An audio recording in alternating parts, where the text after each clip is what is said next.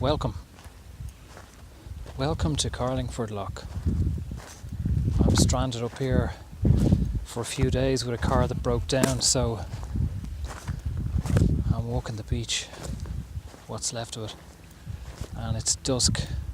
It's probably around, I think, 5:30 in the evening, so it's getting dark soon. You can hear wildlife, seabirds, and you can probably hear my feet in the sand. And there's no one around really, just me and the seagulls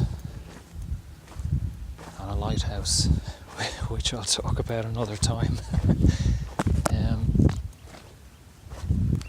So I thought I'd talk about the term lightworker.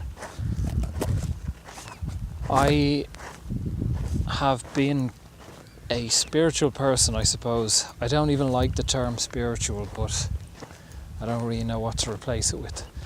So I've been quite spiritual, I suppose, for, I'd say, 25 years-ish, maybe more, a little more. So I've meditated for 23 years. I've done, I'm open to all sorts.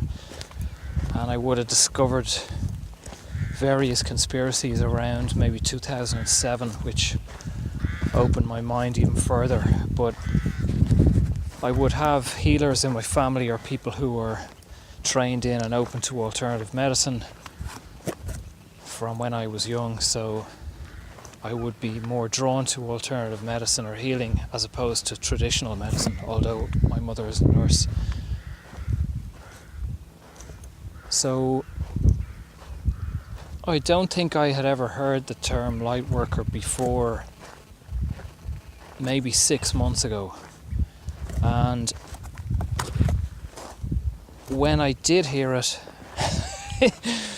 I think I kind of cringed. As I say, I thought I was open, or I think I can be open to a lot of stuff, but there's a lot of wishy-washy. I kind of tend to think of them of like tie-dye shamans, people who do a weekend course in shamanism and now they're a shaman, or they'd never done. I actually know, I have a good friend who practiced a lot of craniosacral therapy on me, and it was very important to my present change or present awakening. Thank you, Mark. And there are people on his course. Mark threw himself into craniosacral therapy, and he's had tens of sessions on himself, to understand it and to work on his own body and to know how to work with other people. And he's taken many courses, weekend courses and retreats to break himself down and to heal himself and to understand the body and the spirit and so on. But there were people he knows that hadn't really any interest in craniosacral therapy, but yet they were training to be craniosacral therapists, which is quite interesting. So, there are people out there who are just looking for a job or looking for a label or looking for something to try and identify themselves. So my point is that there are also light workers who hear this term and think, that's a great term, that'll fit me. I heal people, I'm a light worker. And ta-da, I'm a light worker. It's on their business cards and their website and so on. And that pretty much turns my stomach. It turns me off. I don't really want anything to do with that. Each to his own. If they help people, that's fantastic. But it just doesn't really gel with me. I'm also aware that some so-called healers can do more damage to people, healing hands or laying their hands on people or working with energy. If they don't know what they're doing, they could be opening you up to other entities. They could be manipulating your energy in a way that they think is beneficial, but that is destructive. So I'm wary of these people. That's not to say, obviously, that I don't believe in any of this stuff. I most certainly believe in it, but in the wrong hands or in unskilled hands, I think it's can be dangerous or it can be destructive. So in my first ayahuasca ceremony, I was told by the medicine that I am a light worker, and I was quite uncomfortable with that for a few weeks. And I went to YouTube and I saw all sorts of interesting people talk about light workers, and it just didn't really sit well with me at all. And it's taken me maybe 7 months to talk about it, I suppose, or to let it sink in.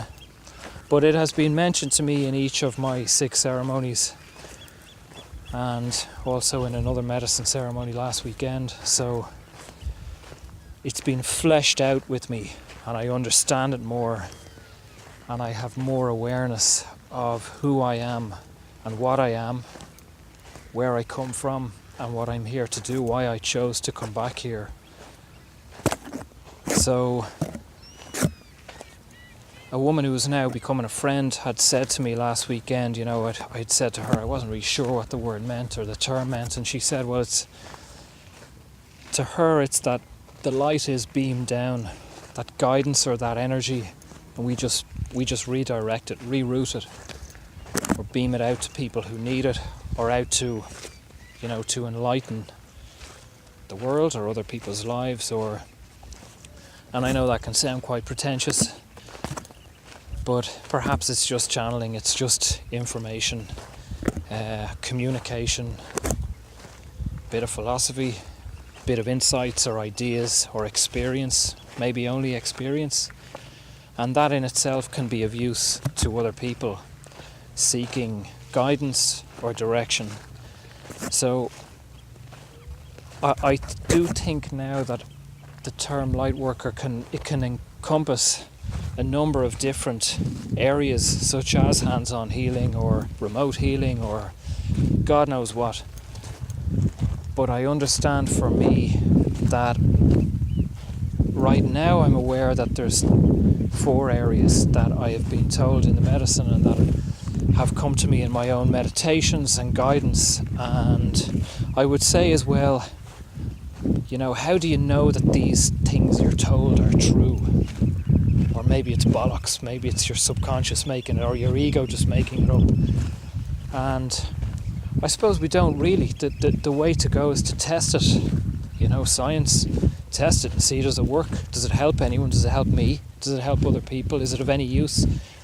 That's pretty much what this YouTube channel is, and my blog is. That when I was told I'm a light worker, the point was I was told to communicate. It was hammered into me. So now I've always wanted to communicate, I've always enjoyed it, but I suppose had low self-esteem or assumed it was indulgent, or there are better people than me with more experience or greater insights and so on. But now that I'm more aware of actually who I am and my lineage, if you like, my ancestry, my history in getting to this life, to this moment, I'm aware that I suppose I feel that I'm ready. I'm going to give it a shot. I'm going to see what happens and see if it's of use to anyone, I suppose. And if it's not, I could just delete the YouTube channel, get on with my life. We'll all move on. So I've been told 4 things. One is that I'm a light worker, and that would be last weekend I was told that I can heal with my hands, and I had an experience then that I saw my hands ignite or be electrified. Now I have experience with this prior, and I kind of knew, I was aware of it, but I was also aware of the damage that can be done for people who don't know what they're doing, so I kind of wasn't really sure about trying it. I tried it on some people, I worked with some people, so it makes sense to me now.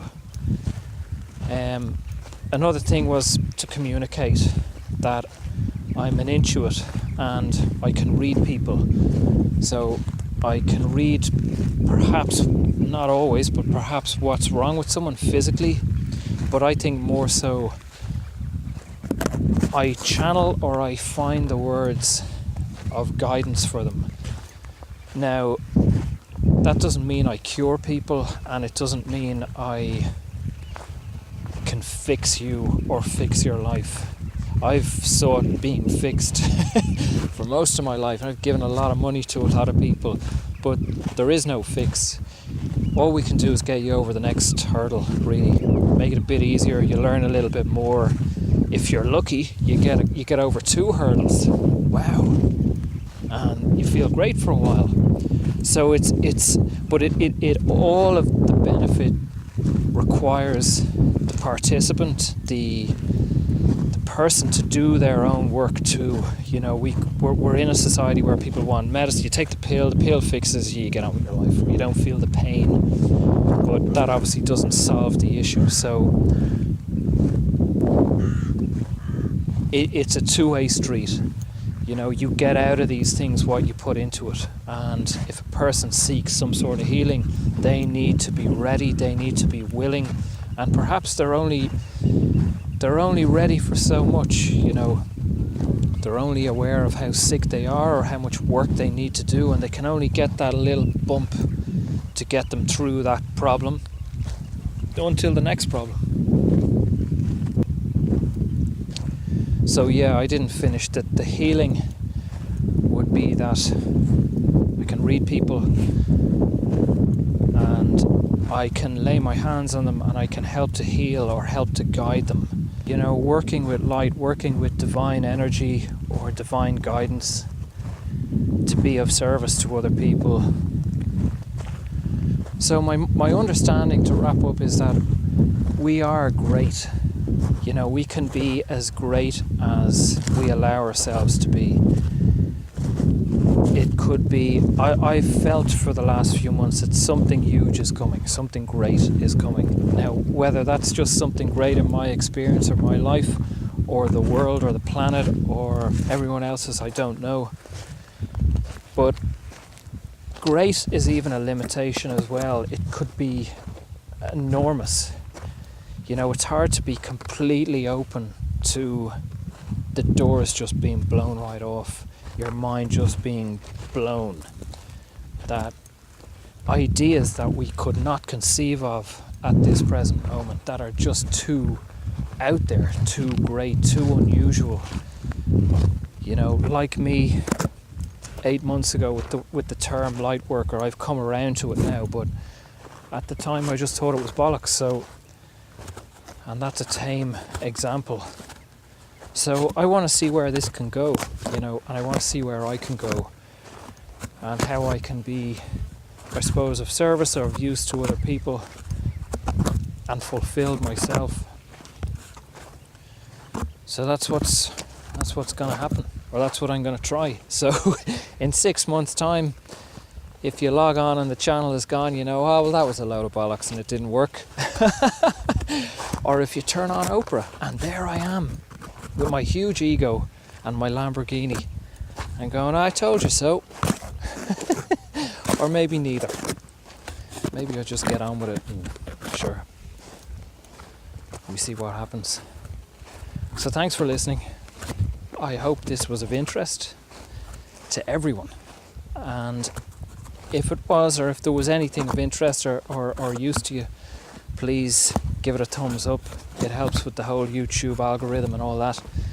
And subscribe, and consider sending on to someone, to a friend. If there's a video you watch that you think might be of help or interest to someone else, please send it along. And there's a link below as well for my newsletter. Consider subscribing to that. So that's it. I hope you enjoyed the sound of my footsteps, the seagulls and the owls, or whatever else is out there. And talk soon.